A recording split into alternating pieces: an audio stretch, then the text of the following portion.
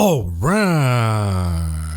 Today is Sunday, October 29. This is a recap for the stock market activities last week and an outlook for the week to come. Folks, I got a good one for you tonight. Where did the time go? October is already over here. We're going to be done with Halloween, and then the Christmas lights have to come out, and, my favorite season comes out, and the year is over. You know what else is over? It's so-called bull market. Well, that's over now. Now you know it's a bullshit market. What happened to the October seasonality, by the way? Because the Mag 7, the 7 stocks holding the stock market right now, otherwise the market would have been down 20% or so. But because of these 7 stocks, we have the illusion of a bull market, but we are still within a raging bear market. And now finally we see that the Mag 7 are also beginning to give up. Since the July top, which we called accurately in this channel, these stocks lost about $1.2 trillion in market value. We see the impact. The Nasdaq is now down about 10% plus since the July top, and the S&P 500 is also now flirting with the 200 weeks moving average. Unbelievable. Folks been jerking off and talking about all-time highs just a couple of months ago. And oh, by the way, what happened to the perma monkeys who've been making fun of the big short Michael Burry, who bought an enormous amount of puts on the S&P and the Nasdaq in the month of July. And now we know that this bet is paying off. But of course, at the time, the perma monkeys and the perma clowns been criticizing the big short. Oh, he's wrong. He's a one-time wonder. He's a perma bear. Yeah, but he keeps making money at the end, while you lose your money to the Wall Streeters time and time again. You genius. And by the way, maybe the big short Michael Burry listens to the Maverick of Wall Street, because back in July, we called the top accurately in this channel, and I said that the entirety of the stock market gains from June and July will be erased. And now we have done that. Poof, gone, it's over. And why is this painful for the retail mom and pops? See, the managers, the professionals, the institutionals, the Wall Streeters, they've been buying equities since October of last year. But the retail investor only capitulated and decided to buy after the illusion from NVIDIA in the month of June. Then the retail mom and pops capitulated, and they poured all of this money chasing the mania right at the end. Typical, classic, it happens every time. And now they've lost all of their money, and there's more to come. On the other hand, the pumpers, the institutionals, the managers, the Wall Streeters are now cashing out. They fabricated this AI mania to pump the stock market higher, to make up for the abysmal results that they got in 22. Mission accomplished. They bought the October bottom, and now the 1-year mark is here. They can cash out and not pay extra taxes, and now they're cashing out. The equity exposure level among the managers is now at the lowest level in a year, while the retail mom and pop, per usual of course, they continue to buy the dip and they continue to eat shit. And the pump and dump scheme been obvious from the get-go, and the reason is they've never changed their bets. They know when the Fed raises rates aggressively and we have this insane debt in the economy, something is going to blow up here. We're going to have a systemic risk event. And this is why they've been shorting T-bills, they've been shorting the LQD corporate bonds, they've been shorting the HYG junk bonds. They know that we're going to have a lot of blow-ups here in the economy. But of course, they need to get out on a good note to their clients. The losses in 22, that was not acceptable. They have to fabricate and manufacture a stock market bubble so they can get out and now preserve their money, their clients' money, in T-bills cashing in 5, 6, 7% pretty soon, while you continue to hope that, oh, maybe this is going to be the Bible dip as you continue to catch a falling knife, not realizing that it's over and done. When we look at the stock market all in all, you look at leading indicators for the economy. Whether we're talking about the IYT in this chart where you see the transportation ETF, that's down about 3% for the year now. Industrials, a leading cyclical side of the economy, down about 3% for the year. XRT retail, down about 6% for the year. RSP, the equal weight S&P 500, actually down about 7% for the year. The Russell 2000, the IWM, down about a little over 7.5% for the year. Financials, down almost 10% for the year. Staples, down a little over 10%.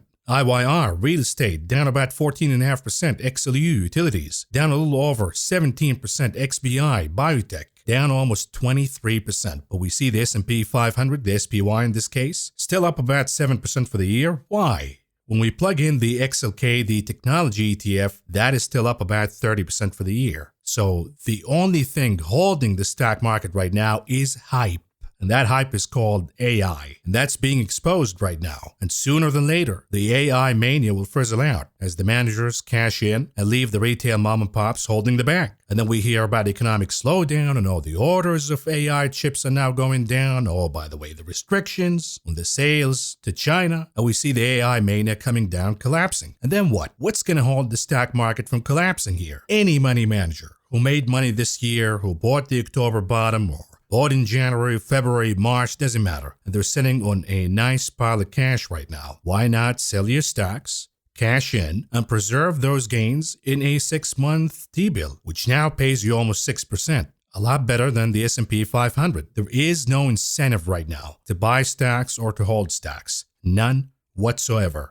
And of course, we can talk about bond yields, and we will in a second here. But the most predominant theme and concern for the market right now is the geopolitical situation. You see, in Fridays, we used to have Crush the VIX Fridays. No need for hedging. Folks actually see that the risk is to the upside over the weekend. So we see hedges being dropped and folks buying the market into a weekend. Now we see the opposite phenomenon. We see buy the VIX Fridays and we see sell stocks Fridays. We've been seeing this theme as of late. And last Friday was not an exception. Matter of fact, in the live stream in this channel, we mentioned the fact that we could see the VIX moving higher by the end of the day, and we see equities going down. As traders and managers, they leave early on Friday, but they have to put in the hedges as we head to the weekend, and we see the VIX moving higher. Take a look. As far as the VIX, no conclusion yet here. So we can argue that we still have no clear guidance, but the fact that the VIX is holding on here is a source of concern. We can argue that this is a bull flag pattern. We can argue that this is a higher low, and then the VIX goes higher by the end of the day. Understand that the geopolitics is not looking pretty good right now, so the demand for hedging will show up again. Every Friday, we see the VIX going higher. So that's something else you got to keep in mind when we talk about which destination will the SPY go to, up or down by the end of the day. Watch the VIX, watch the dollar, watch the 10-year, watch these important lines. Trading above or below will give you a clear direction or how the end is going to look like. And as you can see, here's the update, the 2-hour chart of the VIX. During the last 4 hours of trading on Friday, we saw a lot of demand here in buying hedges. And that upset the stock market, and we saw indices moving down by the end of the day. And we saw the SPY stopping at around 410, which was predicted, by the way, in the live stream on Friday. You can see all of the live streams if you're a member of the channel. If you go to the playlists, you will see the live streams. Consider joining, folks. I'm not selling here anymore. I'm doing you a favor. You ask the members if this is beneficial or not, and you'll hear an overwhelming response that it is. And a lot of folks made a lot of money in the last couple of weeks in this channel. But anyhow, why do we see buy the VIX Fridays as we see this war in the Middle East escalating? What is it about this war that makes the market a little concerned here? Because we have seen conflicts before between Israel and Gaza. We have seen that in 21. We have seen it in 16. We've seen it in 2012. We've seen it in 2009. It was not a major market event by any means. We have a full-blown war between Russia and Ukraine, and the market seems to be not concerned about that at all. So what is it about this conflict that makes it worrisome to the stock market and the global economy? If you said oil, I would say bingo, but it depends on the scenario. So let's take it one step at a time. ABC says what a potentially wider Israel-Hamas war could mean for the U.S. economy, already facing pocketbook stressors. What are they talking about? Top economic policymakers have echoed unease about the implications of a broader conflict. The chairman of the Fed, Jerome Powell, said geopolitical tensions are highly elevated and pose important risks to global economic activity. On the other hand, rest assured, if Jerome Powell is scaring you, you got, of course, the propaganda master, Treasury Secretary Janet Yellen. And she says that it's critically important that the conflict does not spread, but she assures you that everything is fine. We're actually in an economic boom right now. We'll talk about Janet in a minute. But if the war expands to the point of direct intervention from Iran and the U.S., it could bring severe global economic consequences, spiking the price of oil to more than $150 a barrel and slowing economic activity as consumers and businesses contend with elevated prices. Now, how do we get there, though? What is the triggering point here when we see oil prices exploding higher? Because for now, we see hedging, we see folks buying oil as a hedge. Then when nothing happened over the weekend, they dump it right away. And lather, rinse, repeat. But there's a lot of concern that if I'm not in the trade right now, if that something takes place, or we see oil exploding to 150, 200 bucks a barrel, I might miss out. So I see a lot of demand here in buying the dips in oil. So let's game some scenarios here, folks. And I know that geography is not our best suit here in the US, but luckily for you, I grew up overseas, so my geography game is pretty good. And here's a map for the Middle East. The territory in question here is this tiny little slice that we call Israel, and then in it we see the West Bank, and the little tiny strip right there, the Gaza Strip, all belonging to the Palestinians. Let's game some scenarios though, and we'll talk about the map again as we explain how these things are going to play out. We have 3 scenarios right now. We can categorize them as low risk, mid risk, and high risk. In the low risk scenario, what do we see? We see Israel's siege of Gaza. That's happening already. We see Israel bombing Gaza. That's already happening. We see many civilian casualties, and the world responds by solidarity with Gaza. And you've seen the protests all over the weekend. New York, Chicago, LA, Rome, London, Madrid, Arab countries, India, Indonesia, Turkey, protests all over the world in solidarity with Gaza. So we see the public opinion beginning to boil here. And that's going to add a lot of pressure on the politicians to do something. And by the way, this Israeli Prime Minister Netanyahu, he should author a book with the title, How to Turn Yourself from a Victim to a Villain in 7 Days or Less. Because this is a major blunder. How could the public opinion turn against you when you just faced the worst attack in your history? But anyhow, we see tensions in the northern borders with Hezbollah. That's happening already. Then we see limited targeting against U.S. bases in the region. That already happened in Iraq and Syria. Then we see limited U.S. airstrikes on Iranian targets in Iraq, Syria, and Yemen. That already happened. We've heard that U.S. military is now attacking 2 Syrian facilities. They say it's linked to Iran. We saw some limited bombing happening in these countries. And then we see a limited Israeli ground invasion. That's already happening right now. The Prime Minister says that troops are already in Gaza right now. So that's happening. But it is limited. It's not a full-scale invasion yet. Then what happens? As we see the pictures getting really ugly and the casualties all over the place, cutting water, electricity, medications, internet, the public opinion will look at these actions as collective punishment, and they will get angry, and they will add a lot of pressures on governments to take action, most importantly on the U.S. government. So now, and maybe as we speak right now, I see the futures up a little bit, and maybe it's because of this scenario. Now we see that we have U.S. and internal pressures causing Israel to halt or limit the operation. We haven't seen that yet, but this is what the market is betting on right now.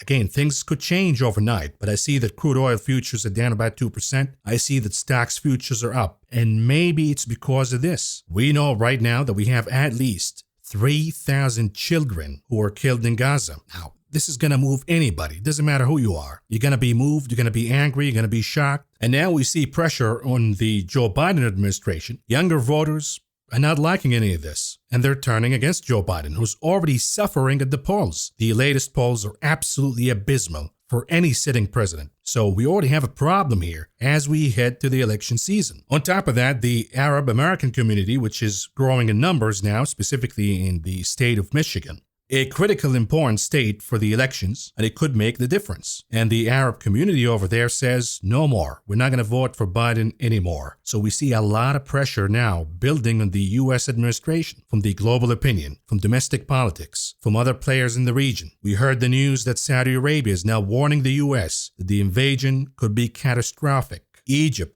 warned the U.S. and said that the region could become a ticking time bomb because of the invasion. So there is a lot of pressure right now. Even the narrative in the media is beginning to change. For example, Time magazine says Israel vows to eliminate Hamas is unrealistic. So now they're criticizing the Israeli government. We all read the headlines that Biden is now shifting on the war because of this massive international and domestic pressure. that's going on. U.S. President Joe Biden and his team have markedly shifted their tone on the Israel-Hamas crisis in recent days, moving from unfettered support of Israel to emphasizing the need to protect Palestinian civilians in Gaza ahead of a looming Israeli ground invasion. And folks, we've said this in a previous program. The Secretary of State, Blinken, and even Joe Biden would go over there and say, we're going to be 100% with Israel, anything they need, there's no red lines, nothing. But in private, they will warn, they will outlay their concerns about what's going on. And today you might have heard Jake Sullivan. And on TV, he said that Israel must protect civilians in Gaza. Stop Jewish settler violence. This is a new tone, folks. This is the Biden administration now responding to the pressure. And the market now looks at this as, okay, this is the low-risk scenario. Things are boiling up. But if the Biden administration exercises some pressure on the Israelis to limit or halt or stop or reassess or do something different here, the market would say, okay, we're done. We're done with this war. Now we have to look at earnings. Now we have to look at other things. Now, you could say that this is a catastrophe, Maverick, and it's a big war and all of that. Sure. But the market is a heartless prick. It doesn't really care about wars, nuclear wars, famines, doesn't matter. So long as it doesn't impact the Fed's policy by commodities prices increasing, it doesn't matter anymore. But folks, if you say that, okay, this is sounding pretty good, Maverick. It sounds that maybe the crisis averted and the market is going to like it, and we're done here. We don't have to talk about the geopolitics anymore. Hold your horses, because we haven't talked about the mid-risk scenario yet. We have a thin line between the low risk and the mid-risk scenario. What is in the mid-risk scenario? And again, this is not a timeline. These are just events under the category of mid-risk, and they could happen before one another, after one another. I'm not giving you a timetable here. But in the mid-risk scenario, we see a full ground invasion of Gaza. We see a humanitarian catastrophe. I mean, it already is. I mean, we're talking about 3,000 kids dying here. I don't know, maybe 5,000 will be the threshold. Who knows? What we know for now is the streets are boiling, specifically in the Middle East, in Arab countries. And this is going to add more and more pressures on the leaders to do something here. And we could see the scenario of an oil embargo. Now, this could be a limited embargo, such as few countries doing them, or it could be more expandable of an embargo. And of course, the nightmare scenario for the White House is if it's done by Saudi and Iran together. So a collective Arab countries led by Saudi Arabia and Iran. That would be a disaster and a catastrophe for the White House. And the reason is they worked so hard, not just this administration, but for years, to get the Arab world, the Sunni world, away from Iran, which is Shia. Now we see them coming back together. And this is also part of the pressure in the White House right now. But understand this, time is running out for this oil embargo to take place. Why do we say that? Because in this scenario, the pictures will become uglier and uglier and uglier. Folks will become even more angry and shocked. We could see Arab Spring sort of protests all over. And if the oil-producing nations don't take course of action by imposing an embargo, then we could see the other step coming into action, which is the full engagement with Hezbollah in the northern borders between Israel and Lebanon. You see, the Arab nations right now are a little hesitant from imposing an oil embargo. And the reason is they don't want to be seen as empathetic in any way to Hamas and angering the U.S. On the other hand, if they wait, we see the streets getting really, really angry, waiting for a hero, waiting for somebody to do something here to stop what's going on in Gaza. And then it turns out it's going to be Hezbollah or Iran. Then they gain popularity in countries such as Egypt, such as Jordan, Saudi, Qatar, Kuwait. They become the heroes. Hezbollah and Iran, Shia, in Sunni world. And that is a huge risk that these countries have to assume and consider. So I would not dismiss the scenario of an oil embargo right off the gate, because the calculus could be if we don't do something now and then Iran or Hezbollah takes the action, they become the heroes, and we lose a lot of influence here. What we can do right now is impose the embargo under the humanitarian reason, get us a ceasefire, get us a path to let the humanitarian aid into the region, and the embargo goes away. And then these leaders become heroes in the streets. Of course, there's a lot of risk with this kind of move. Angering the U.S. is one. Appearing to be empathetic to Hamas is a second one. A third one is, what if it doesn't work? Maybe it causes prices to go higher, $150 a barrel, $200, but then it doesn't really produce any results and they have to back off. So there's a lot of risk here, but it is a plausible scenario, which is the market is afraid of. But in the mid-risk scenario, once we see the engagement of Hezbollah, the assumption is that the US will bomb southern Lebanon. Okay, so what's going to happen after that? Maybe attacks against US bases will escalate. And then what happens? We could see that Israel and the US engaging Iran proxies in Syria in a ground battle. We see an expansion of the war. And now you see how things can get out of hand really, really quickly here. So if the market feels any comfort that we're not going to go into the mid-risk scenario, understand that it could happen in a night. The events could unfold really, really quickly here. And this is why any rebound right now will be met with a lot of skepticism. Of course, when we talk about the high-risk scenario, which will produce a market crash and a severe economic downturn, not just in this country, but across the globe. And again, this is not a timeline. This is just the kind of events that could be categorized as high risk. What if we see the engagement in Syria getting out of hand, and then we see maybe a lot of casualties in the US? Iran is blamed, and we see a direct strike against Iran. The Iranians respond by closing the Strait of Hormuz, which is, as you can see in the map right here, any oil that comes out of Saudi or Qatar or UAE or Kuwait or even Iran has to pass from the strait. What if they close it? We have a battle going on between the US Navy and the Iranian Navy within the strait. That could be a major event. And then, of course, if the battle moves to Syria and it appears that perhaps the regime over there is under threat, it's an ally of Iran,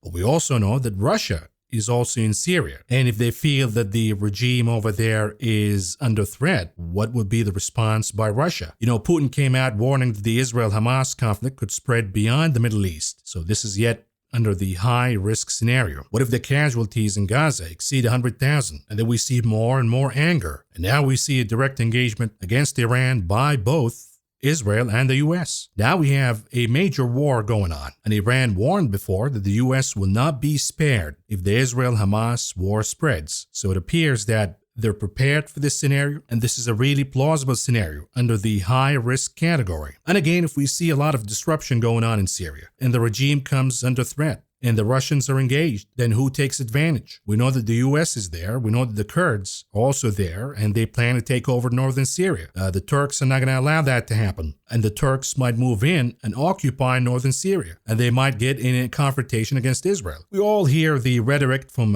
Turkish President Erdogan, who told the Pope that the silence of the international community over Gaza is embarrassing. And the rhetoric keeps getting heated by Mr. Erdogan, to the point where now Israel is reassessing diplomatic relations with Turkey. And if all, if not some, of these events take place, then we have a major regional war. Of course, it depends on the engagement of Russia. If it is a full engagement, then we have World War III. And then we have to talk about China. But that would be, of course, the end of the world scenario. But of course, the ultimate risk is, under this category is, if the regional war takes over, then oil prices will surpass $200 a gallon, and this is going to cause havoc to the global economy. We know that oil prices have been under control recently because of Iranian shipments increasing 40% quarter on quarter. If we have a war, if we have an embargo, if we have a regional war, then the supply of oil is going to be reduced dramatically. Market will crash, the economy will be under a severe recession, major loss of jobs.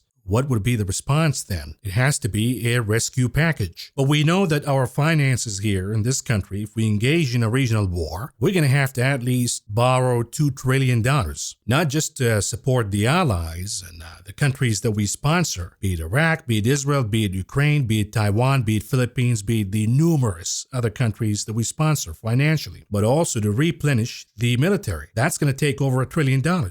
Where will the money come from? If you said we don't have the money, you got it right. So what do? Print more? Is that what you said? You got it right. How do we print more? We issue more and more bonds. Well, we talked about the problem, folks. Nobody wants to buy our bonds right now. They want higher yields. So under that scenario, we see an economic catastrophe of losses of jobs, higher pricing of oil, a crash in the stock market. But at the same time, bond yields explode higher. Inflation goes higher. And we already see the disaster and the crisis in the bond market right now, with bond yields in the 10-year reaching about 5% almost. But rest assured, folks, you got the Secretary of Propaganda, Janet Yellen, says that the surge in longer-term bond yields is a reflection of a strong economy. Wow, not the jump in government borrowing. And of course, this goes contrary to the facts. It's just mind-blowing, the level of gaslighting right here, the level of denial that we see here. We know the data, Mrs. Yellen. We know what's going on. You're running budget deficits and spending like a drunken sailor. Of course, it's about borrowing. It's not about strong economy. What strong economy? What are you talking about here? We see increased spending and increase in the GDP because we're spending more, not because we're richer, but we're spending more because of higher inflation.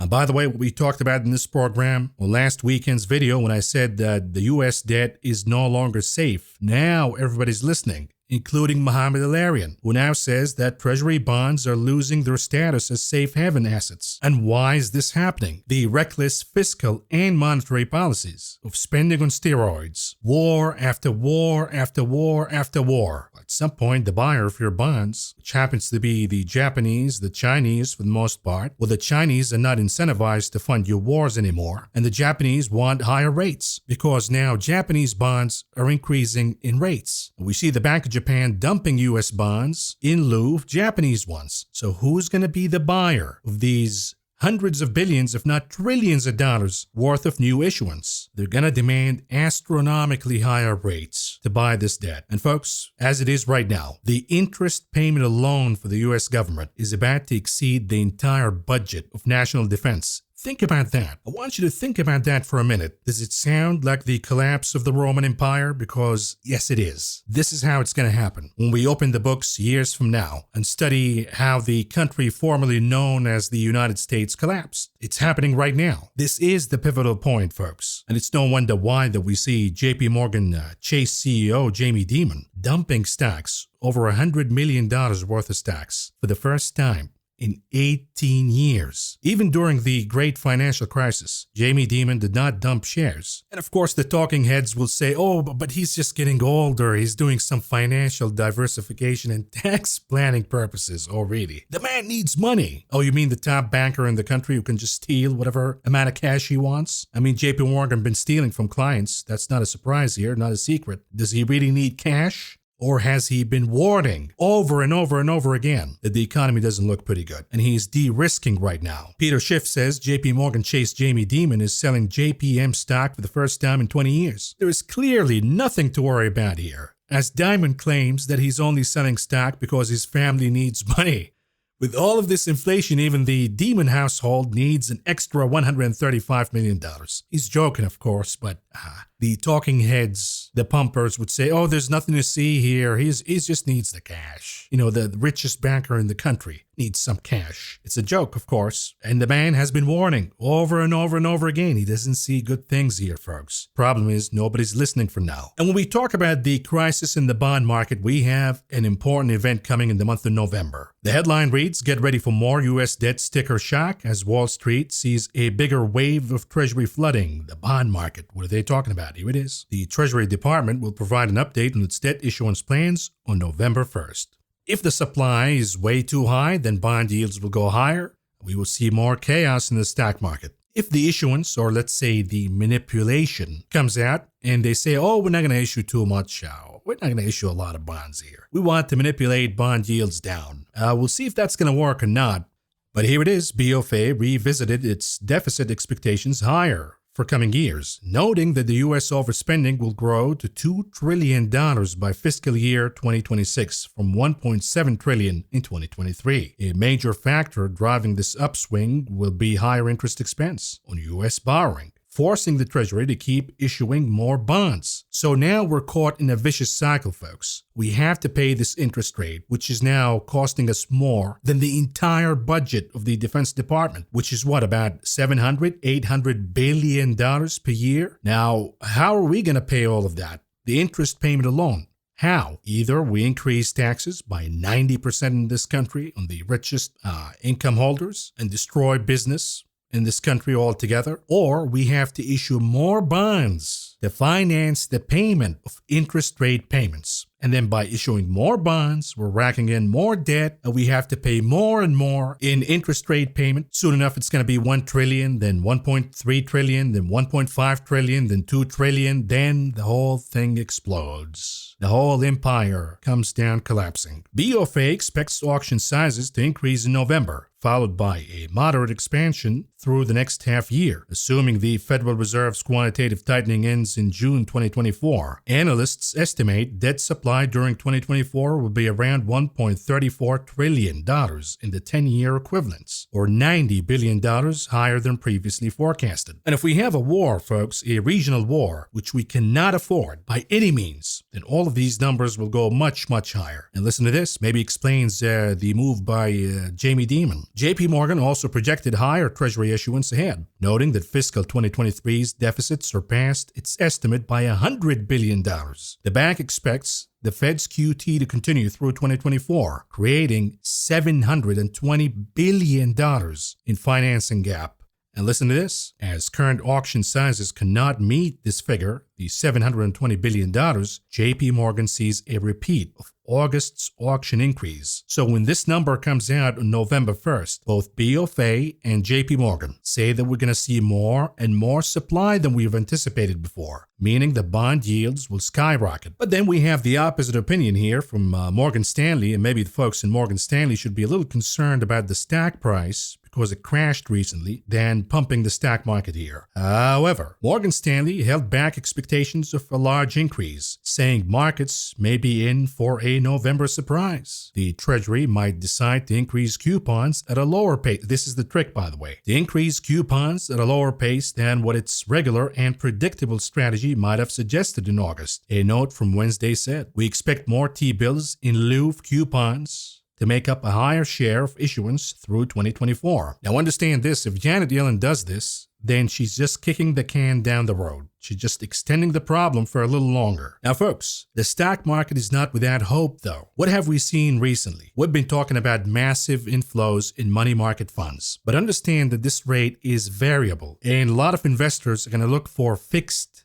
rates to lock in these rates for 6 months, for a year, 2 year, 10 year. So now we see massive outflows out of money market funds. So now we have a lot of cash on the sidelines. Question now becomes, will the money chase equities? I don't see why. When you have the fundamentals, the earnings that we got so far, mediocre at best, I don't see that happening. I see the managers perhaps rotating some of that money in buying, let's say, 6-month bills to 2 year maybe, locking in that rate for a little while. Now, if that happens, and we see demand for bonds, then we could see bond yields going down, allowing the equities market to stage some relief here and rebound, maybe rally all the way till the end of the year, the so-called Santa rally. But again, understand this. Whatever flows that we see out of money market funds into bonds, let's say, 100 billion, 200 billion, it would pale in comparison to the massive supply of issuance that we're about to see, not just to finance the debt and the deficit, but finance interest rate payments and perhaps finance all of these wars. And this is why I say that we are in a critical stage, not just for this market, but for the entirety of this economy. We have extremely few important days coming, all the way till November 1st and perhaps a little beyond. We'll cover it all here, folks. But for now, let's expand the conversation and cover the stock market activities for Friday, and we begin with the closing of the indices, and here we go.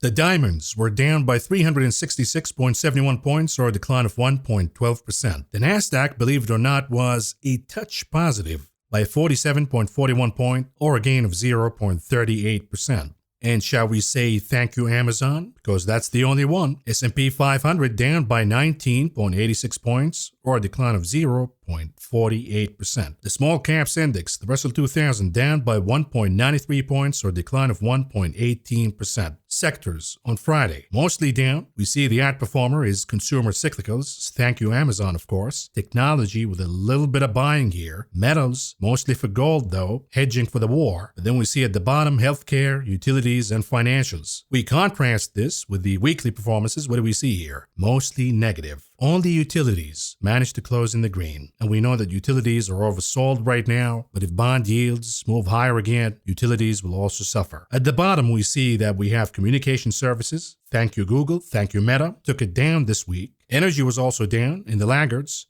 We saw futures down for a little bit, not on Friday though, but it's mostly due to the disastrous acquisitions by the big giants Exxon and Chevron. Misguided, premature. They should have waited, and the investors say, you know what, you're wasting a lot of money here. No thanks. I'm selling my Exxon, selling my Chevron, and of course they have the highest weighting in the energy ETF, so we see energy down big. Healthcare is also among the laggards. When we talk about the breadth on Friday, it was severely negative here. The NYSE 22% advancing versus 76% declining. The Nasdaq 29% advancing versus 67% declining. So we talked about this. Before we headed into Friday, we talked about the possibility of an inverse gamma squeeze. We see the market makers selling into Friday. But as they do, a lot of puts come into the money. And when a lot of puts come into the money, the obligation of the market maker on Monday is to buy. And we also know that absent of any event, and we don't have the worst case scenario when it comes to the geopolitical risk, then what we should be seeing is the breadth coming back to neutral at around the 50-50 line. As the market maker closes the puts, buy them back. But then after that, we open the possibility of a turnaround Tuesday. And this is why I said to my members that I'm going to stay with the puts here. I'm going to stay with the exposure, the short exposure, for the long run, into November, into December, into 24. But at the same time, my hedge for Monday is buying perhaps the TNA or the TQQQs or levered indices for the IWM and the Nasdaq, just in case we see a pop on Monday, because this has been the theme. Sell Friday, buy Monday. Moving on to futures on Friday, what do we see here?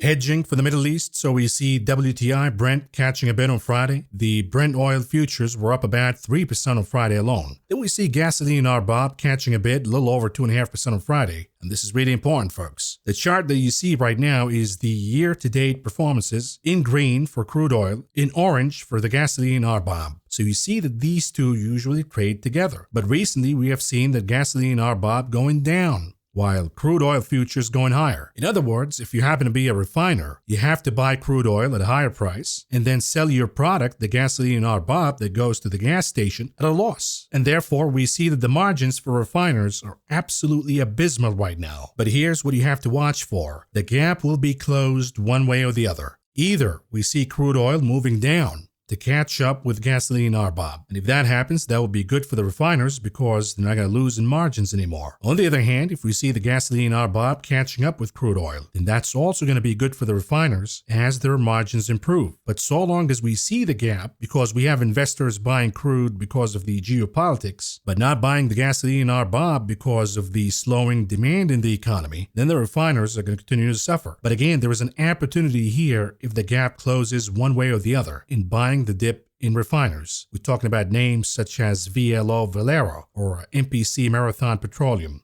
Folks love these stocks. Even though with the margins going down big, we haven't seen a lot of selling. So the moment we see the gap being closed one way or the other, my bet is they're going to average down and buy more shares of these stocks. When we talk about softs, of course, all eyes are on OJ. What's going on here with orange juice futures? The gains since 2019 is north of 300%. Orange juice right now is a luxury. And why is this happening? The harvest is not really that good. If we look at the orange juice acreage in the state of Florida, that has been halved since the year 2000. And since we have a housing boom and a real estate boom in Florida, with the crop diseases that we see, the farmers are saying, you know what? I'm better off just selling the farm and have a real estate developer just building a bunch of condos or homes in that lot, which is a disaster from an ecological standpoint. We're losing our orange juice farms in this country. Now we're dependent on Brazil, and they have their own problems right now. Not only that, it pisses me off that everything is now being sold for real estate developers and condos, as if we need more of those. We actually do, but I'd rather have single-family homes, just from a quality of life standpoint. Anyhow, when we look at metals here, what do we see? On Friday, the hedges, gold, silver did pretty good, but we see also copper catching a bit, the cyclical side. So what is the message here? We have to wait because the dollar was flattish, but maybe we have copper investors say buy the dip because the dollar is going to go down, perhaps. Usually when we see the defensive metals, gold and silver moving higher, we see the offensive metal, copper, going down. But on Friday, we saw both going higher. My hunch is one of these two is lying here. Either the defensive posture was overdone on Friday or the optimism in buying copper is a little premature. When we look at the performances all in all for the week, the winner comes out as lean hogs, natural gas, and oats futures. The losers, heating oil, aka diesel, the WTI, and feeder cattle futures.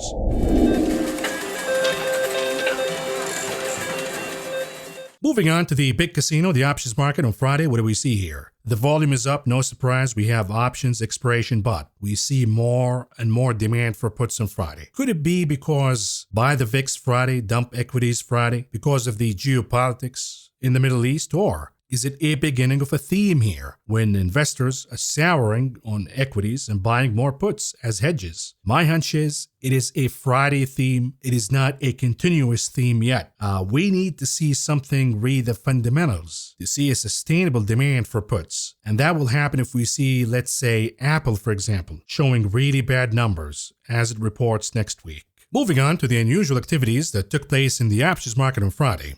Of course, we're all watching the recent surge in Bitcoin, but maybe it got a little ahead of time here. And maybe the proxies of Bitcoin not doing so hot. So we see Bitcoin going higher, but Coinbase, for example, losing a lot of gains. And here we have somebody who's betting for more losses to come. For the ticker COIN, Coinbase, they bought the $60 puts for the expiration date, November 3rd. Expectations, the name will go down by more than 15% by then. Paid about $1.20 a piece, tenor. This trade, all in all, spending about $1.2 million. Now on Friday, we talked about how if you want to hedge, read the Middle East and the geopolitics, do you buy oil stocks or do you buy the commodity? We said you should buy the commodity because the ETFs and oil stocks, they have a few problems. Number one, the expense, the cost is not going to go down.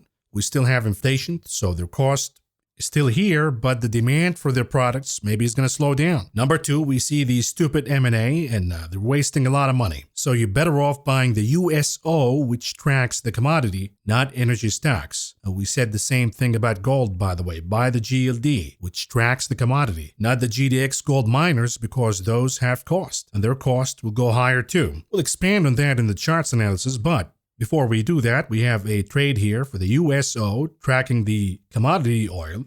Somebody making a massive bet here that we will see USO gaining about 15% by the expiration date of November 24th. Therefore, they bought the $90 calls, and it cost them about $1 a piece, tenor. This trade, all in all, spending about $700,000. Then we have the ticker SQ for Block, formerly known as Square. Somebody's making a bet here that we will see horrific earnings and the stock will drop down by more than 10% by the expiration date of November 17th. Therefore, they bought the 36 puts, paid about $1.70 a piece, tenor. This trade, all in all, spending about $1 million. And here it is. We have the GLD, the gold ETF, and somebody sees it going higher. They bought the 196 calls for the expiration date, January 19th, with expectations that the GLD will go higher by more than 5%. Paid about $3 a piece, tenor. This trade, all in all, spending about $1.5 million.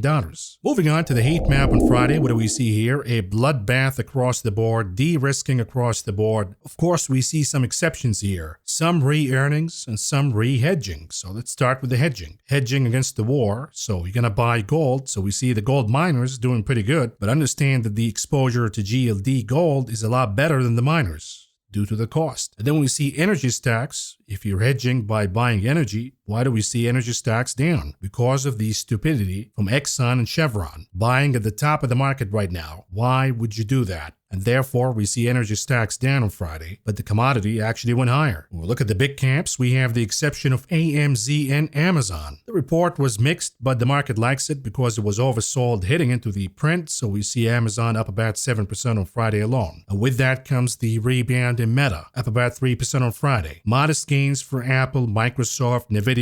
We saw some of the chips going higher along with Intel, which was up about a little over 9%. We saw AMD also going higher by about 3%, so therefore we saw the damage minimized in the stock market. We should have been down big, but the Nasdaq was positive only because of Amazon, Meta, and a handful of other technology names. When we look at financials, we see mostly in the red. The exception is COF Capital One, also due to earnings. The stock was really oversold heading into the print, so it caught a relief rebound via short covering, but the results are not that good. We'll cover all of these results, by the way, in a separate video. When we contrast this theme with the weekly theme, what do we see here? We see that the majority of names are down. The exceptions, if we start with technology, Microsoft, the print was pretty good, I would say, but again, slowing growth. So the majority of the gains evaporated from MSFT. The winners in technology, IBM, old school, and you have INTC, old school, and you got NOW, ServiceNow. The results were good, so it held up pretty good here, up about 2% for the week. Then you look at Verizon, dividend-paying name. It reported earnings, and we see a lot of value investors now hopping in and buying Verizon. The name was up about 6%. We talked about Amazon, and then we have some consumer staples. You got to be really picky here. If you buy the XLP, I would say good luck to you because you're buying the good, the bad, the ugly. The XLP was actually down for the week, and the reason is you see Philip Morris down, or you see MO down, tobacco stocks are down. They have a huge weighting in the XLP. And of course, you have the stupidity of Killanova and all. I mean, why? Why would you do that? That's dragging the index down. Kimberly-Clark, EL, Estee Lauder, that's a disaster. Unilever is a disaster. Yet all in all, when we look at consumer staples, they're now at the cheapest since 2020. And I said that we see a lot of value here. Some of these names will be outperformers in an economic slowdown, and the reason is inflationary pressures from cost will be relieved, number one. Number two, these companies will maintain pricing power, accumulated from the inflation era, such as shrinkflation. In other words, when inflation is over, they will see relief from the cost side, but they're not going to be from the generosity out of their heart. They're going to bring the packages back to normal sizes. That's not going to happen. They're not going to drop the pricing unless demand goes down, so their margins will improve dramatically under an economic slowdown environment. But you have to be selective here. And from the recent responses that we see, any food-related staples, let's say Coca-Cola, PepsiCo, Mondelez, GIS, General Mills, those are doing fine. So you have to be selective here in buying these dips. Look at the fundamentals as the reports come out, look at the technicals, and look at the margins. Do the math. If the cost goes down by a little bit, how would the company's margin improve? And you'll realize that a lot of these companies will enjoy much wider margins under an economic slowdown than a so-called economic growth as we see right now,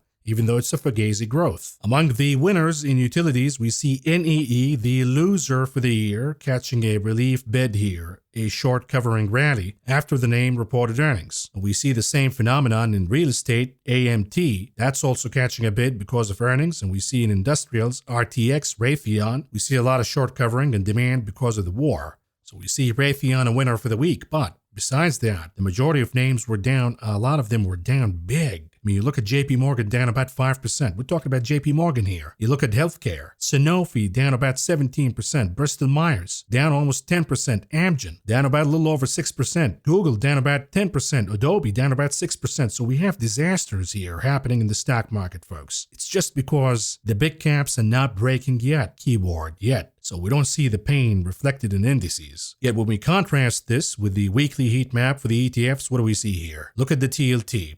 It was a positive week, which means the bond yields went down. Even with that, we have very little relief here. The only yield-sensitive sector that went higher for the week is the XLU utilities. The others, such as XLP, staples, or IYR, real estate, ITB, construction, XHB, home builders, all down for the week. Whether we're talking about large caps, growth, mid cap, small caps, value, all down for the week. What's up? The inverse indices, VIX proxies, GLD, not the GDX though. We also see that natural gas did pretty good. UNG was up a little over 6%, and BOIL was up a little over 10.5%. Now in international ETFs, we see that China is doing pretty good this week, up about 2.5% in the FXI. Do you follow this theme? My hunch is not so fast. We're getting some relief here. Some of the money is chasing China, looking for value. I would not do that right now. Let's do some charts and then wrap it up. We begin with the hourly chart of the SPY. What do we see here? We went down to the max pain number that we identified before Friday, which is 410. And the market maker fought really hard to keep 410 intact as support. And they did. They closed above 410.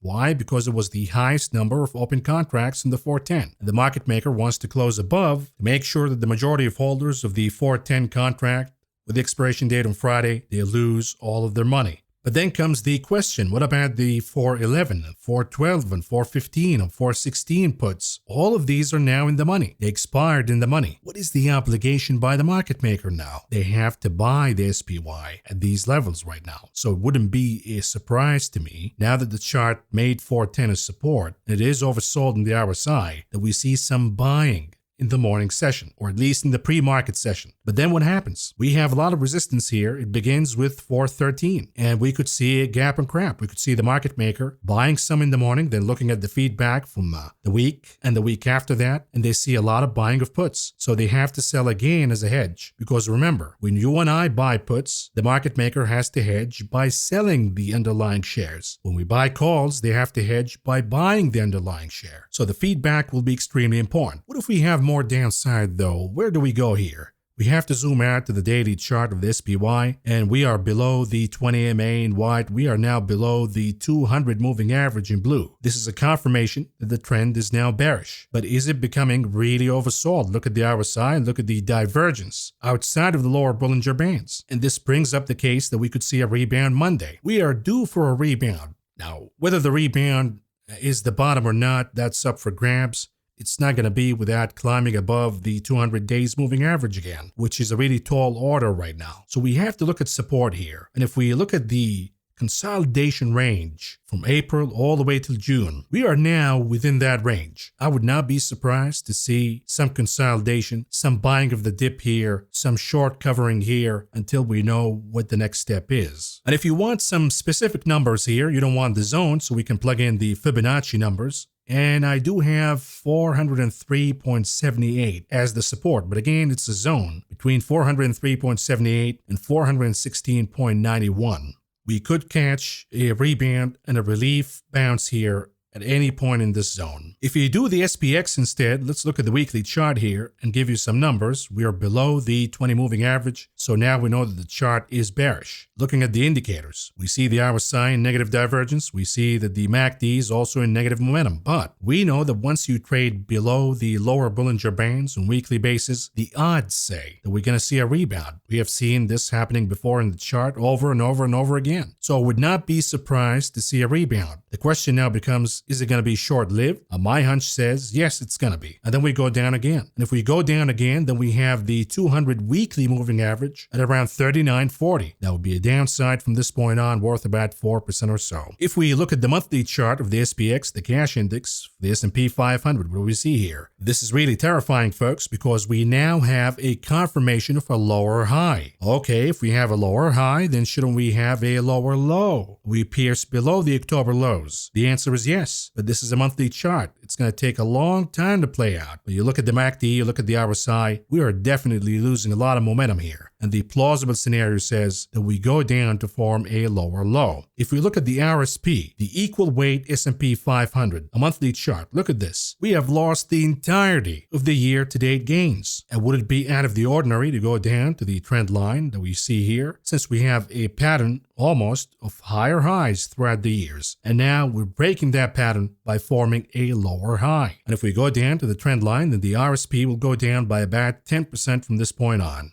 If we look at the daily chart for the ES, the E-mini futures, what do we see here? We are now within the support zone, which is at 4100 and 4180. Problem is, if you catch a relief rebound here, so what? Absent of recapturing the moving averages on the daily charts, absent of making a higher high in the pattern by closing above the top of some of these breakdown candles, we're just getting a relief rebound here, dead cat bounce to fix some of the oversold conditions, and then we go down again. If we look at the Qs, the Nasdaq and hourly chart, what do we see here? We know that it's becoming a little oversold here, and the bulls can look at a pattern of higher low. Problem is, we have plenty of resistance above. We start with 347, then we have 348.53. We could see a failure, meaning gap and crap, at any of these points. Why do we say that? If we look at the daily chart for the Qs, we have the 200 days moving average here in blue. The last time we went below the 200 days moving average was the beginning of the bear market of 2022. We went there briefly during the collapse of SVB, but it has proven to be support. Right now, would you buy the Qs at this point, assuming that this is the bottom, or would you like to see a retest of the 200 days moving average? I think the majority will wait for a retest of the 200 days,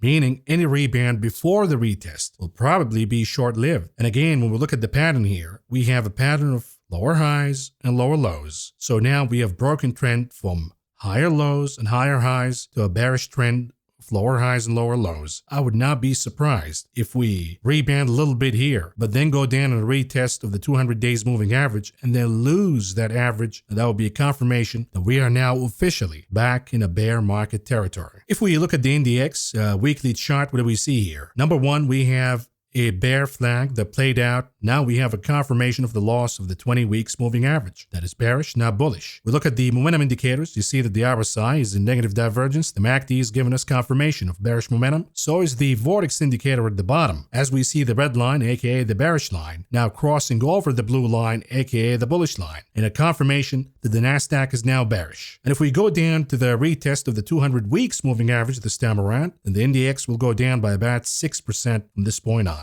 If we look at the Nasdaq futures daily chart, what do we see here? Awful looking candle on Friday. It appears as a failure. So whatever rebound we get here, absent of a closing above 14,445, understand that the rebound will be short-lived and we have to go down at some point to 14,000 and see if that's going to hold or not. The SMH Chips Index, what do we see here? Broke below the 20 days moving average. Now we're holding on to the 50 days moving average in blue. We understand that we have a gap to fill here at around 130, but we do have support of the 50 right now. What does that mean? If we lose the 50, the 137.61 line, then understand that we're going to go down to refilling the gap at around 130.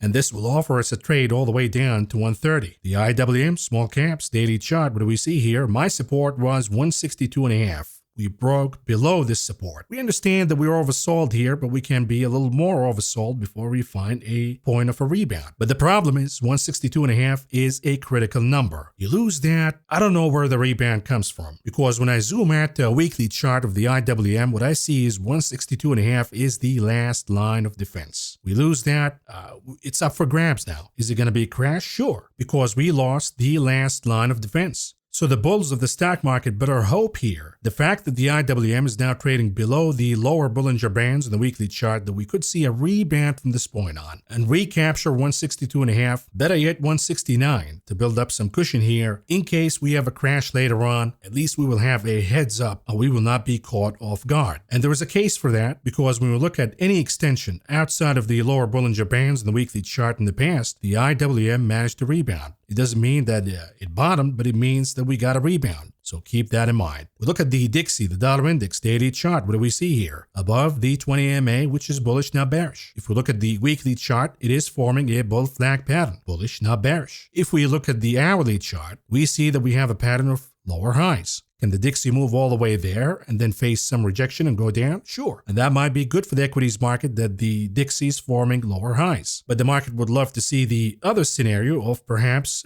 an inverse ABC pattern. We see the dollar giving up right here, forming a C leg all the way down, perhaps to 106.130. What about the old man gold daily chart? What do we see here? We talked about the overextension outside of the upper Bollinger Bands, the need for a pullback in gold. We got a pullback.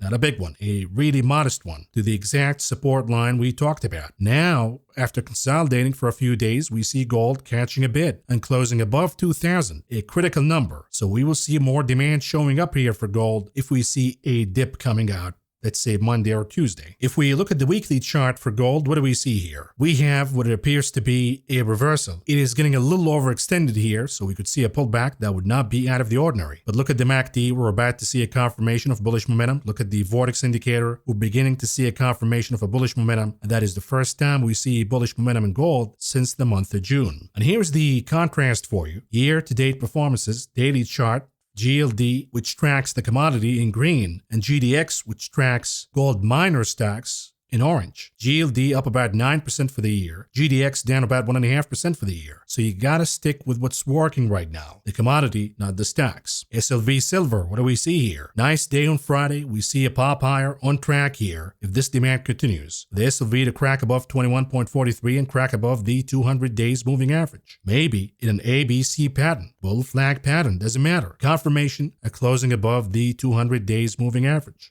How about a daily chart for UK oil, Brent oil? What do we see here? Consolidating below the 20 days moving average. The bad news is the consolidation is now a bear flag pattern. Good news, it is still forming a pattern of higher lows, but it's running out of time here. It needs to pop above the 20 moving average as a confirmation that oil is going higher. Now understand this, the dips will be bought really fast so long as the war is going on. The problem is if you buy oil stocks, here's the contrast. Year to date, we see in orange the USO, which tracks the commodity, XLE, which tracks oil stocks. XLE is down about 3.25%. On the other hand, USO is up about 12% for the year. So for now, if you don't have any oil stock exposure, but you want some energy exposure, I would say stick with the commodity, not the stocks. I do have the stocks for now, but as I exit my positions in Chevron and Hess, for example, I'm rotating that cash into the USO because I need exposure to the commodity as a hedge for the geopolitical risk. We'll look at the 2-year yield daily chart. What do we see here? A down day on Friday, but still holding on to the inverse head and shoulder pattern. A little bit of weakness here, but still holding.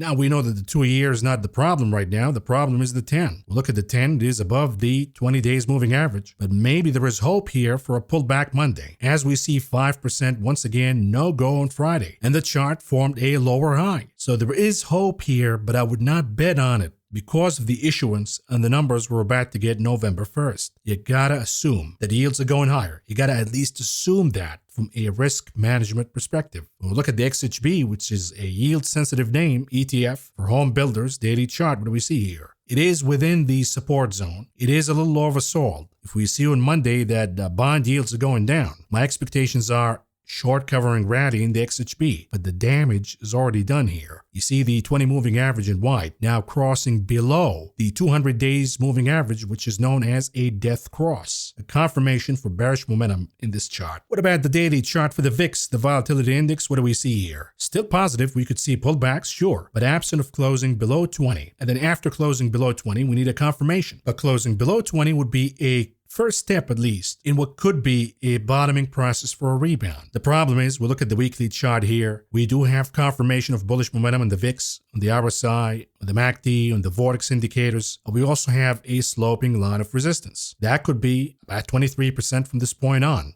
And then maybe we stop in the VIX at that point. So for now, the risk remains to the upside in the VIX, which means to the downside in equities. Apple, the big kahuna, hourly chart. What do we see here? On one hand, we can say that this is a larger bear flag pattern, and the chart goes down from here. When we plug in the bullish lens, though, maybe we see a pattern of a higher low. Problem is, we have a lot of testing here. We have the top of these breakdown candles. That will be really stiff resistance here. So we have to look at the daily chart. What do we see? We have damage. We're now below the 200 days moving average. And I said in the program, the moment we break below the 200 days moving average, I'm going to go ape shit buying puts here on Apple. And that was perhaps the most profitable trade, at least for me, year to date. Now we could see a rebound in Apple. It could get us all the way back in a retest of the 200 days moving average. Problem is, the damage is done. So long as you're below, the momentum remains bearish. We'll look at the weekly chart for Apple. What do we see here? Lost the 20 for good. We got rejected here. And now we're going back to the 50 moving average at around 165.5. It is holding for now. If we lose that, we go down to the 100 days moving average. This is on the weekly chart, which is around 161.73. The momentum is now clearly to the downside, but we do have support along the way.